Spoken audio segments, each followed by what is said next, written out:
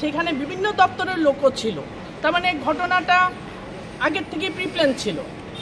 আমি মনে করবো না আমরা যে ঘটনাটা instant heat of the moment হয়েছে, এটা আমাদের বললে হবে না।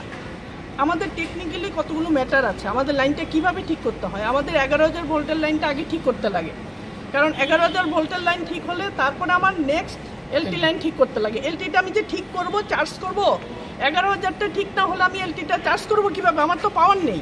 তা আমাদের সার্কেল ওয়ানে 50টা 11,000 কেবি লাইন আছে, আমি কম বেশি মিলিয়ে বললাম।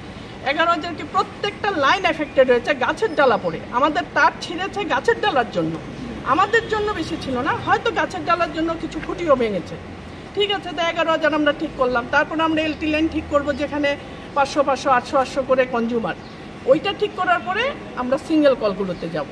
তো সিঙ্গেল আমি তো 10,000 লোকের স্বার্থ আগে দেখবো, 50,000 লোকের 1.5 লাখ 2 লাখ কনজিউমার আছে আগরতলা শহরে সার্কেল ওয়ানে। তাহলে আমি 2 লাখের স্বার্থটা আগে দেখবো, তারপর আমি এলটি লাইনগুলো দেখবো, তারপর আমার সিঙ্গেল কলে যেতে হবে। এতটুকু সময় আমাদের দিতে লাগবে। কোনো ভূভারতে এমন কোনো স্টেট নেই যে আজকে ঝড় হয়েছে কালকে পাওয়ার উঠে গেছে, কোথাও নেই। কেউ বললে মানবো না তো সেটা। হ্যাঁ, মেট্রোপলিটন সিটিতে 100% আন্ডারগ্রাউন্ড আছে, সেখানে হয়তো পাওয়ার এফেক্ট করে না। আমাদের এখানে 90% কি 95% ওভারহেড লাইন। আমাদের এখানে আগরতলায় থাকতে গেলে এগুলো অভ্যাস করে নিতে হবে, মেনে নিতে হবে। ইঞ্জিনিয়ারকে মারবো, ডাক্তারকে মারবো, অমুককে মারবো, তমুককে মারবো, হাতে নিয়ে নেবো মাইন, ওইরকম করলে হবে না।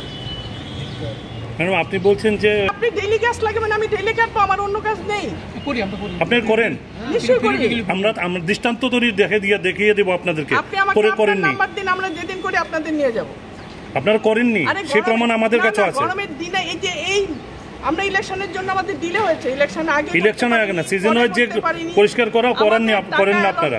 টাকা অ্যালোটেড হয়েছে, আমরা করেছি। আমরা ইলেকশনের জন্য আগে করতে পারিনি, ইলেকশনের পরে করতে পারিনি। পরীক্ষা ছিল আগরতলা শহরে শাটডাউন। আপনি যদি আমাদের সঙ্গে বা ডিজেএম ওয়ানের সঙ্গে রেগুলার থাকেন, আপনাকে আমি 1 মাস 2 মাসের প্ল্যানিং দিয়ে দেবো যে আমরা কেন করতে পারিনি, কোথায় করতে পারিনি।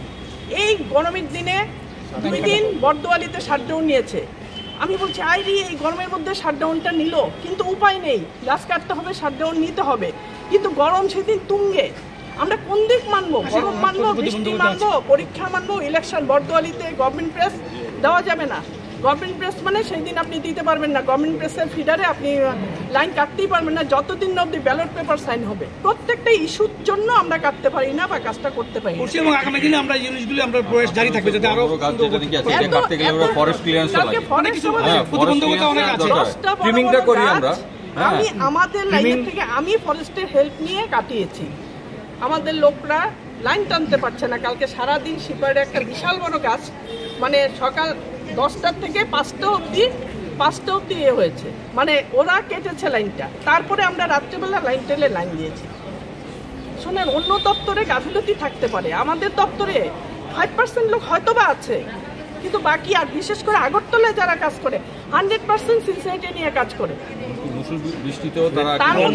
তার মধ্যে একজন উপবাবু সত্যি সিনসিয়ার।